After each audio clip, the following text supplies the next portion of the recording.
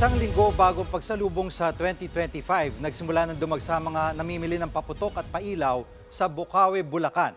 Ang presyo ng mga paputok, posible pa raw magmahal. Live mula sa Bocaue, nasa frontline balitang yan, si Elaine Fulencio. Elaine, marami na ba ang namimili ngayon dyan? Jiggy, buhay na buhay ang bentahan ng mga paputok at pailaw sa tinaguriang fireworks capital of the Philippines, ang Bocaue. Marami nga sa mga kapatid natin ang maaga nang namili, lalo't posibleng tumaas pa ang presyo habang papalapit ang bagong taon. Bocaue is the place to be kapag bilihan ng mga paputok at pailaw tuwing bagong taon. Isang linggo bago ang salubong 2025, dumami ng dumarayong mamimili. Gaya ng pamilya Diaz na mula pang Maynila. Parang naging traditional ng mga Pilipino na palaging namimili ng mga fireworks. Para bang good vibes, iwas pampalis ng malas. Si Dexter naman dumayo pa mula San Pablo City, Laguna para makabili ng paputok at pampailaw sa Bocaue. Medyo mas mura, magaganda.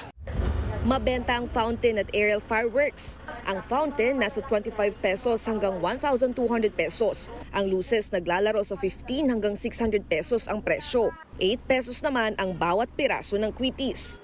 May aerial fireworks din mula 200 pesos hanggang 38,000 pesos para sa pinakabongga. Ayon sa mga nagtitinda, siguradong tataas pa ang presyo habang papalapit ang salubong sa bagong taon. Bago pa mag-December, tumaas na siya. Lalo yung mga local natin kasi may mga chemicals na hindi dumating, di ba may gunpowder ban tayo because of the election. So, tumaas yung mga ibang locals natin.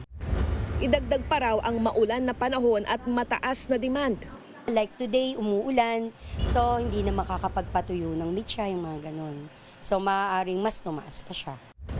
Nagsimula na ring mag-inspeksyon ng Bureau of Fire Protection para matiyak ang kaligtasan ng mga mamimili at nagtitinda.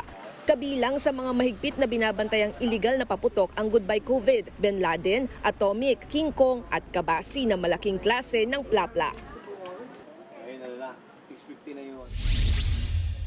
Jiggy, kabilang din sa paalala ng BFP sa mga nagtitinda ay ang pagkakaroon ng fire extinguisher at drum ng tubig sa kanilang tindahan para na rin makasiguro sa kaligtasan ng mga mamimili maging ng mga nagtitinda. At bawal din ang paninigarilyo dito sa lugar at mahigpit ding ipinagbabawal ang pag-test sa mga paputok.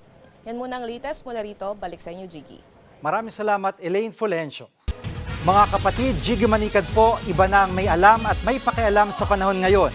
Para sa konkreto, kumpleto at komprehensibong balitaan sa Frontline, mag-follow at mag-subscribe sa social media pages ng News 5.